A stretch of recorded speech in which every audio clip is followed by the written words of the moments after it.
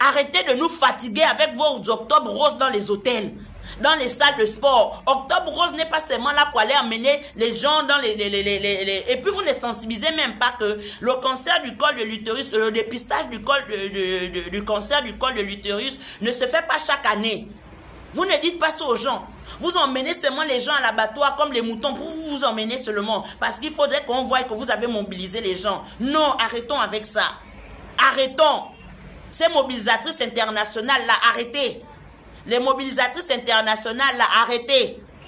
Donc votre leadership, c'est seulement quand il faut mobiliser les gens en centaines de milliers de personnes. Arrêtons avec ça. Faisons les choses avec le cœur. Nous sommes d'abord des acteurs civils. Nous sommes des lanceurs d'alerte. Nous ne sommes pas ceux-là qui devions venir faire le contre de ce qui était dit. Les membres de la société civile sont des lanceurs d'alerte. Nous sommes là pour sensibiliser la population. Nous ne sommes pas là pour emmener la population à l'abattoir. Nous sommes là pour dire ce qui ne va pas. Alors si vous voulez prendre mes propos pour diffamation comme d'habitude, faites-le. Mais moi, je sais que je viens dire des problèmes très sérieux et sensibles. Madame la première dame, Octobre Rose ne doit plus se célébrer dans les salles de gymnastique, dans les fitness. C'est pas une journée de fitness. C'est un mois dédié à la lutte contre toute forme de cancer. Et il y a des personnes qui vivent avec le cancer, qui se battent, qui luttent contre le cancer chaque jour ici au Gabon. Le Gabon, depuis janvier, il y a des malades du cancer qui n'arrivent pas à faire leur chimio. Madame la première dame, est-ce que ça on vous l'a dit? Monsieur le président, est-ce que ça on vous l'a dit?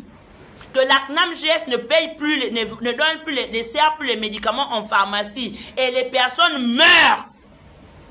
Que ce soit les personnes vivant avec le cancer, que ce soit des diabétiques, peu importe la pathologie, la CNAMGS refuse de servir les produits, monsieur le président. Est-ce que ça vous le savez? Et des Gabonais économiquement faibles meurent chaque jour.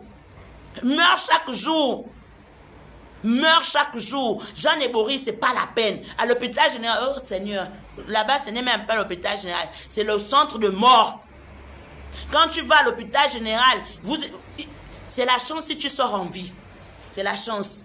Moi, ma mère est partie à l'hôpital général, 74 ans. Elle a fait ça, elle a fait son observation sur une chaise. Un malade de 74 ans qui est venu quand le médecin a hospitalisé pour déshydratation. Vous savez déjà qu'elle est faible, fatiguée, 74 ans. On lui fait prendre sa perfusion, son observation sur une chaise à l'hôpital général, là au CHU de Libreville, là.